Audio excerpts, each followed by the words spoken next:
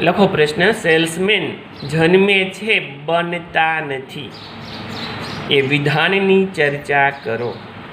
Salesman જન્મે છે બનતા નથી એ વિધાનની ચર્ચા કરો. સેકન્ડ પ્રશ્નની અંદર આપણે એમ કહી શકીએ છીએ કે સેલ્સમેન છે ને જન્મે છે એમ કે છે, તો આપણે એક માણસ છીએ, આપણે એક પ્રકારના સેલ્સમેન છીએ.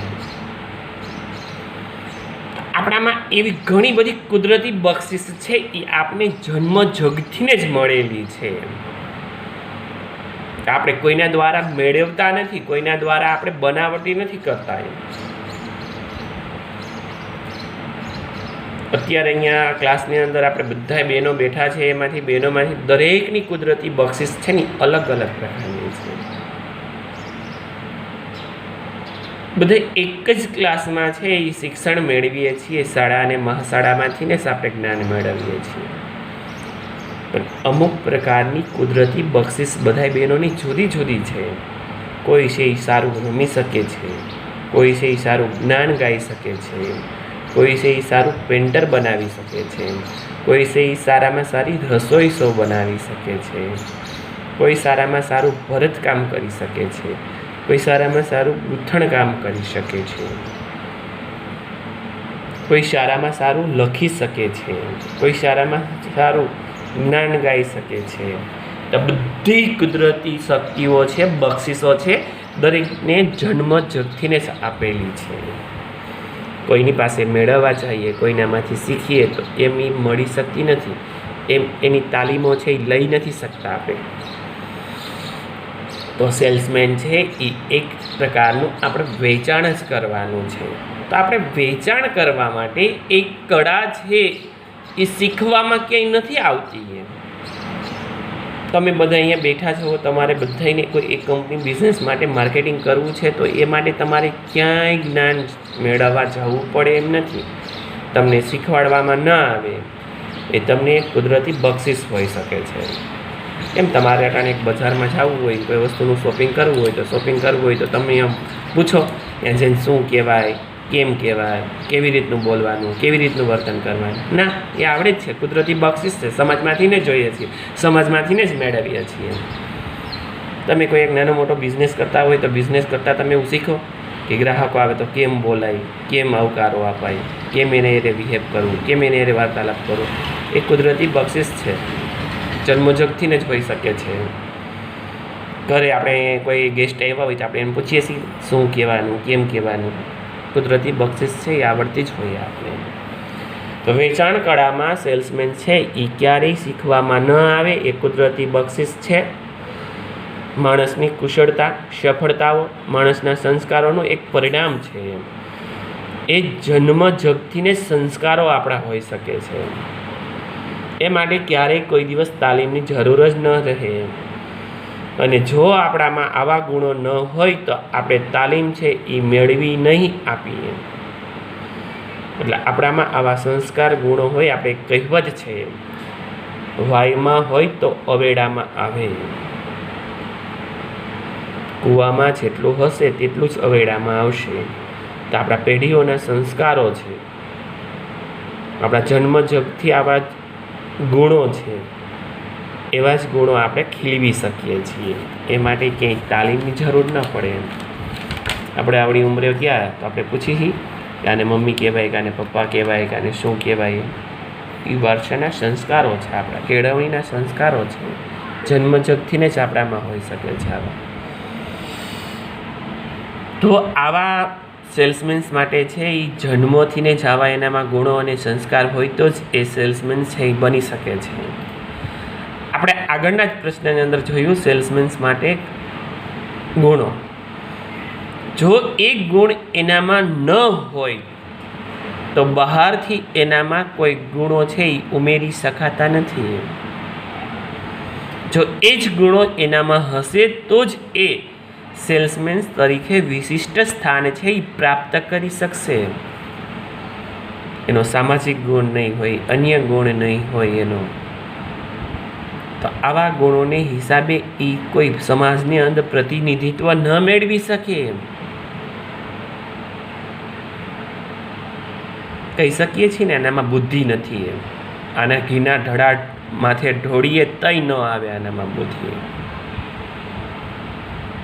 તો સેલ્સમેન્સ માટે એના આવશ્યક ગુણો છે એ એનામાં ન હોય તો બહારથી એનામાં કોઈ ગુણ છે એ ઉમેરી ન શકીએ અને ઉમેરવામાંથી આપની સફળતા પ્રાપ્ત ન થઈ શકે.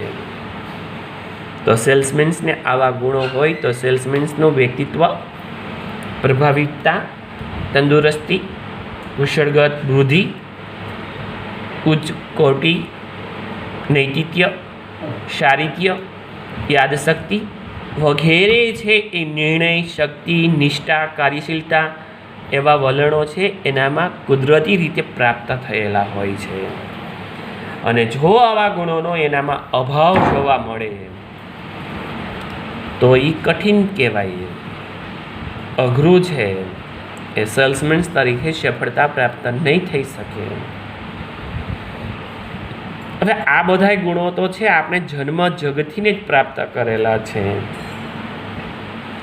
પણ એ કંપની બિઝનેસ વિશે જ્ઞાન છે, અનુભવ એક્સપિરિયન્સ છે, દરેક પદ્ધતિઓ જુદી જુદી હોય છે. તો તાલીમ છે, આવા ગુણો જેવા કે વાતચીત કરવાની આવડત છે, ભાષા પરનું પ્રભુત્વ છે, લેંગ્વેજ પરનું જ્ઞાન છે, ટેકનિકનું વ્યવસ્થા તંત્રનું જ્ઞાન વગેરે છે એ મેળવી શકાય છે બીજાનામાંથી. જો શું છે તો કે જ્ઞાન ક્યાંથી મેળવી શકાય છે તો કે આપણે કોઈ વ્યક્તિ પાસેથી મેળવી શકીએ છીએ ન ખ્યાલ હોય તો. આપણે એક વખત કરેલા અનુભવમાંથી નિષ્ફળતા મેળવીએ તો સેકન્ડ ટાઈમ આપણે એમાંથી બીજી વખત પ્રયત્ન કરી તો સફળતા મળે તો અનુભવ કહેવાય. ન ખ્યાલ હોય તો કોઈને 5-15 દિવસ આપણે શીખી શકીએ છીએ તો તાલીમ કહી શકાય છે. આવા હરેક ગુણો છે તો કે કેમ બોલવું, કેવી રીતનું બોલવું, વાતચીત કેમ કરવી, ભાષાની અંદર ગુજરાતી, હિન્દી, ઇંગ્લિશ ભાષા ઉપર આપણું જ્ઞાન છે, એક ટેકનિક હોવી જોઈએ, કળા હોવી જોઈએ બિઝનેસ વ્યવસાય કરવા માટે, માર્કેટિંગ કરવા માટે. આ દરેક જ્ઞાન છે એ આપણે બીજા પાસેથી મેળવી શકીએ છીએ.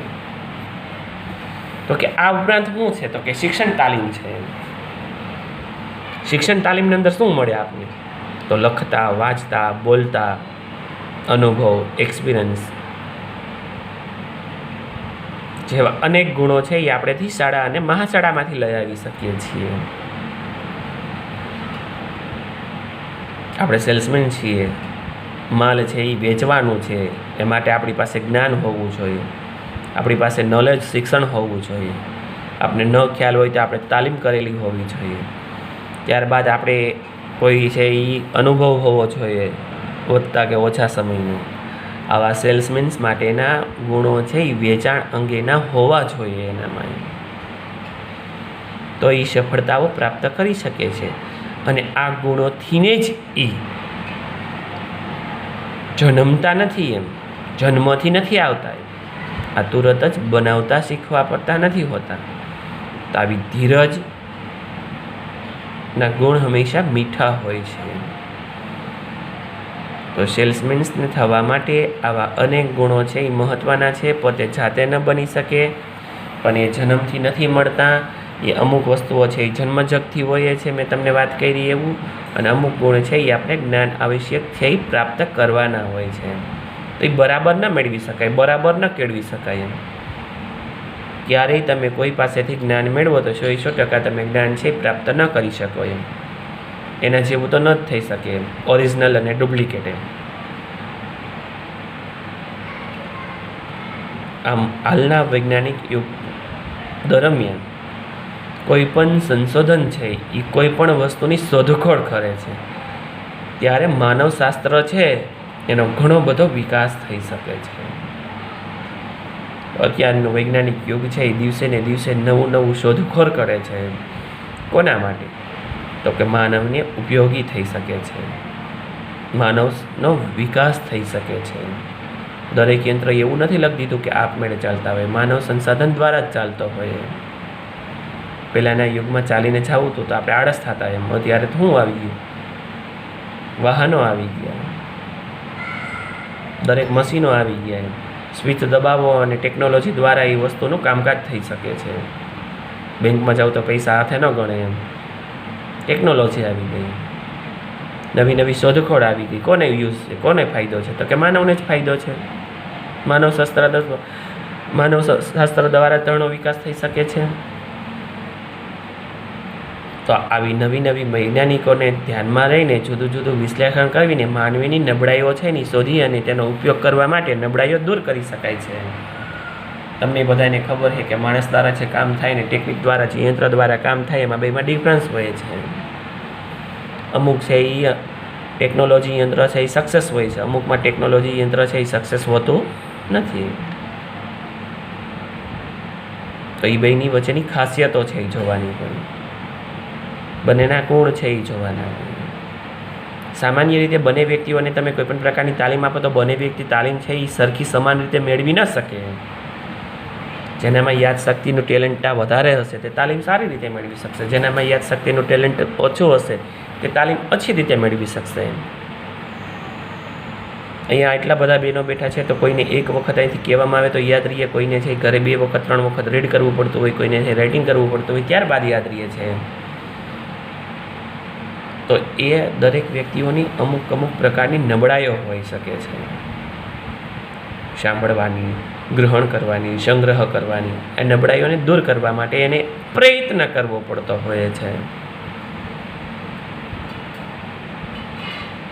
તો જન્મ જગથી આપણે જે કુદરતી બક્ષિસો મળેલી છે એવા ગુણો અને એ સિવાયના આપણે જ્ઞાન, અનુભવો અને તાલીમ જેવા ગુણો દ્વારા જ સેલ્સમેન છે એ આપણે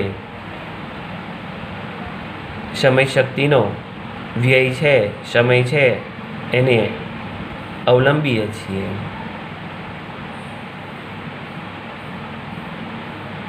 સમાજમાંથી આપણે કેળવાય છીએ, સારા અને ખરાબ ગુણો છે એ લઈએ છીએ, સમય શક્તિનો ઉપયોગ કરીએ છીએ અને દરેક એક વ્યક્તિ બીજી વ્યક્તિની ઈચ્છા પર અવલંબીએ છીએ આપણે. એની સાથે સાથે આપણામાં પ્રમાણિકતાના ગુણો છે એ જોવા મળે છે અને હરેક ગુણોનો ઉપયોગ દ્વારા આપણે એક પ્રયત્ન કરીએ એમાં સફળતા છે એ સાબિત કરી શકીએ છીએ. ક્યારેય આપણે એમ નથી કહેતા કે અનુભવ, એક્સપિરિયન્સ છે એ મહત્ત્વનો નથી, કાયમને માટે મહત્ત્વનો છે.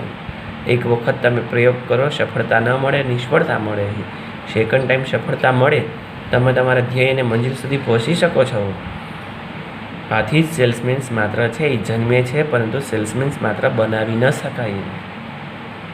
એનામાં જ્ઞાન, ઉત્સાહ, આવડત હોય તો જ તેમાંથી જ્ઞાન છે એ યાદશક્તિ છે એ સંગ્રહ કરી શકે છે.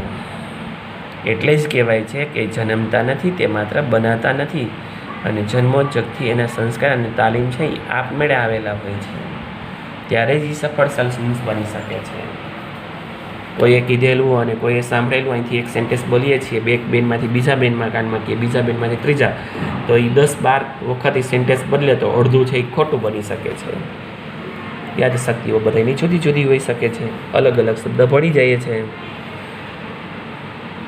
એટલે અમુક આપણે કુદરતી બક્ષિસો છે એ જન્મજગથી આપેલી છે ને અમુક આપણે મેળવવાની હોય. ક્યાંથી? તો કે જ્ઞાનમાંથી, અનુભવોમાંથી અને સામાજિક વાતાવરણમાંથી મેળવવાની હોય. એટલે જ એમ કહેવાય છે કે સેલ્સમેન છે એ જન્મે છે, બનતા નથી. વિધાનની ચર્ચા કરો. આ ચેપ્ટર અહીંયા પૂર્ણ કરીએ છીએ. 2 જ પ્રશ્ન છે, બાકી બુકની અંદર લખવાના છે કે સેલ્સમેન્સ માટેના આવશ્યક ગુણોની ચર્ચા કરો. સેકન્ડ પ્રશ્ન લખવાનો છે, સેલ્સમેન જન્મે છે, બનતા નથી. વિધાનની ચર્ચા કરો. 2 પ્રશ્ન પાકી બુકની અંદર લખવાના છે. ચેપ્ટર છે અહીંયા પૂર્ણ કરીએ છીએ. એક્ઝામની અંદર 3rd ચેપ્ટર છે સેલ્સમેન શું જાણવું જોઈએ એ રીડ કરવાનું છે.